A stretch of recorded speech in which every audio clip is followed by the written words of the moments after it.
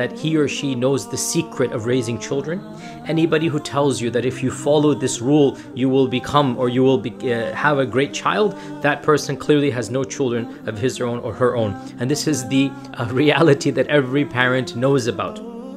I remember when I first started studying at the Islamic University of Medina, when I used to come back in the summers to give khutbas and just give lectures and whatnot. The first summer I came back and I had just finished the Arabic program, and I was asked to give khutbas around Houston, and people would come up to me and they would say, you know, give us some talks about how to raise children. Now at the time I wasn't even married, much less have kids of my own, and so they would say, give us talks about how to raise children. And I thought to myself, that's a good topic. Let me go back to Medina. This was the summer. Let me go back and let me study the fiqh of raising children. You know, I'm sure the books of fiqh have entire sections about what you should do, what are the manual techniques about raising children.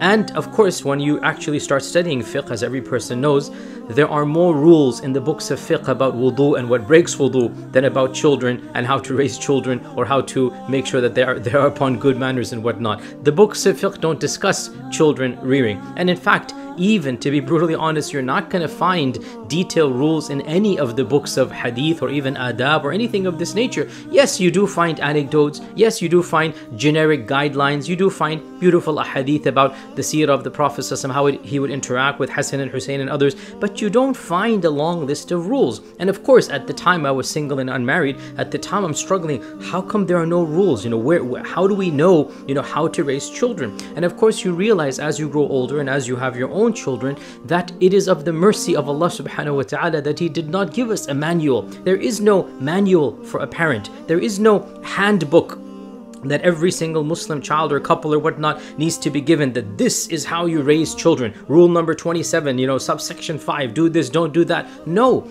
it is an on-the-job experiential, you know, training. You learn as you're going along. You're not going to be following, it's not a science, it is really an art.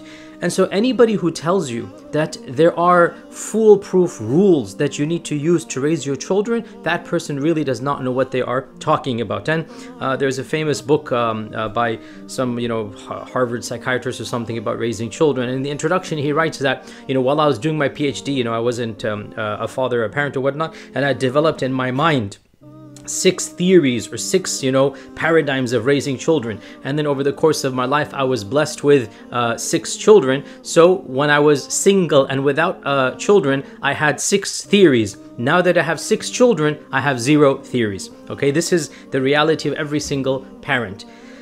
The art of raising a child is an art that cannot be taught.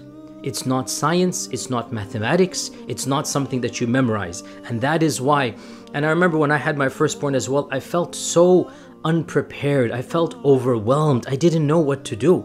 And you realize that you don't know what to do, but you're going to have to learn. And you're going to have to, you know, you might make some mistakes. And then you realize another thing, when you're blessed with the second child, and then the third and the fourth, when you're blessed with other children, you realize that what might have worked for the first child is not going to work for the second. What worked for the first and second will not work for the third. What didn't work for the first 3 will work for the fourth. And so the art of raising a child is specific, not just to the child, but also to the culture and to the times and to the environment. It really is an ongoing experience. You cannot have a hard and fast rule. And we thank Allah subhanahu wa ta'ala that no such manual, explicit, you know, canon of laws was revealed when it comes to the art of raising children. And that is why, again, let me be very frank here. This is something that every person of knowledge knows, that just because you have some knowledge of Islam, it doesn't necessarily make you a good parent. So you see, knowledge of fiqh, knowledge of aqeedah, knowledge of akhlaq, knowledge of tarbiyah, knowledge of tafsir, that's not at all related to being a good parent. You can be an alim, allama, you can be a hafid, you can be everything, and still, a'udhu billah, fail miserably at being a parent. And you can be a complete ignoramus when it comes to all of those sciences and be one of the best parents in the world. So Islamic knowledge will make you, inshallah ta'ala, a good person, inshallah, if you follow it.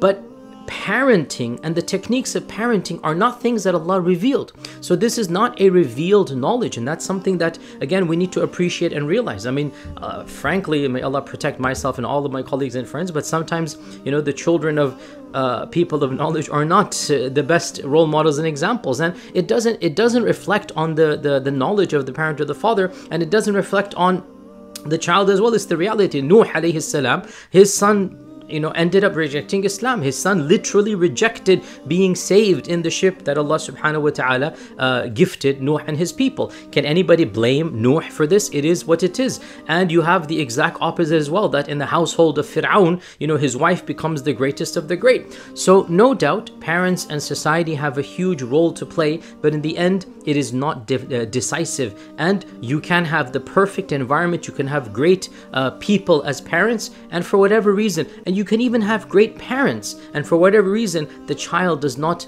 benefit from that. It's like expecting the child to benefit if they go to the best high school or the best university. In the end of the day, there's only so much that can be done. So the first rule, there are no rules, is just generic advice. So scrap this concept of there being a foolproof mechanism.